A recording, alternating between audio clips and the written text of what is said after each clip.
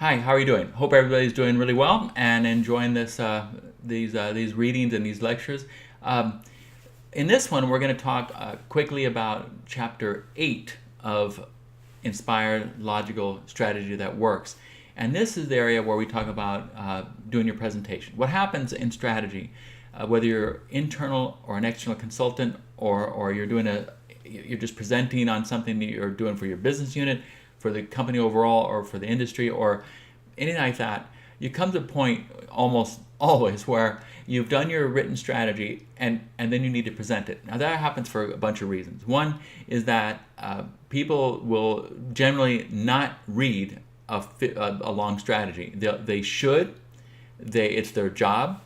It's what they are supposed to be doing to comply with their responsibilities, but they don't.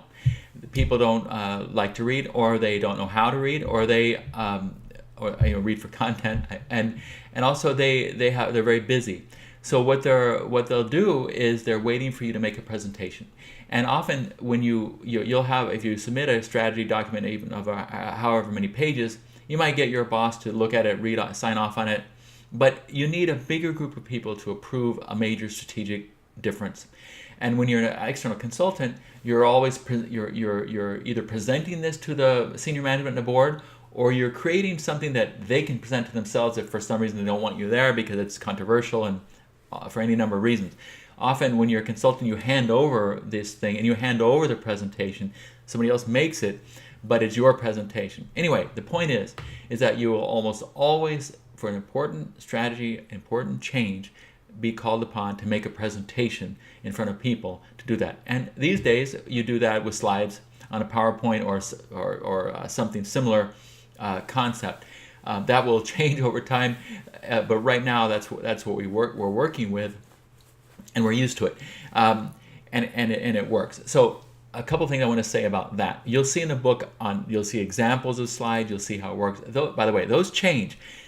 Slides these days might be very clean, very black and white, small things.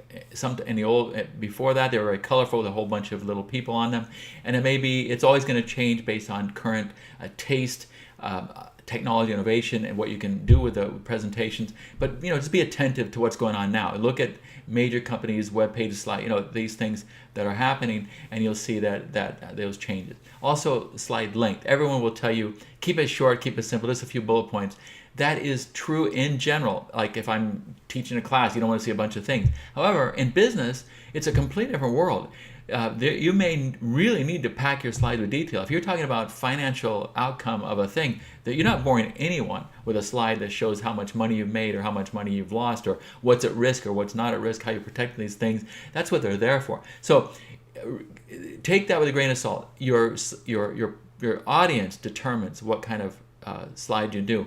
What might be extremely boring for some people is the end all in life to others. So they want to see every single thing, and it's not enough, and they'll ask for more. Other times you just want one word on a slide. Like if you're speaking in front of a public speaking event, you'll want maybe just a picture, something that is meaningless, except it gives you a way to catch their interest and talk. It's based on your audience. Now, I will say, when you do a presentation, make sure it's perfect. I don't want, you just don't want to see anything that's bad in that. If you've ever worked for a major consulting company, you'll see that you're up against the world's best. There can't be one font the wrong size, one thing indented too much. A misspelled word will lose you the job. The wrong colors that change from one slide to the next, or inconsistencies.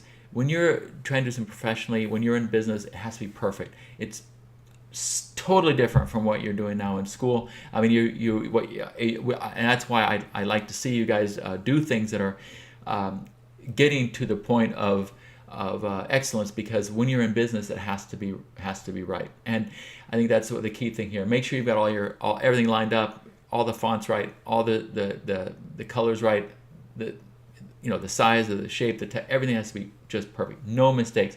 A mistake will cost you. If you're doing a presentation in front of your board and you have your budget numbers and there's one number that's wrong, that's just a typo. How can you have a typo on a presentation for the board? It's impossible. It cannot ever ever happen. So make sure it goes really well. When you're doing your presentation and strategy, same thing. Don't let your sloppiness, your, just lack of attention ruin your entire strategy, and it will. If you draw people's attention to something you don't want like that, they'll miss your point. Don't let it happen.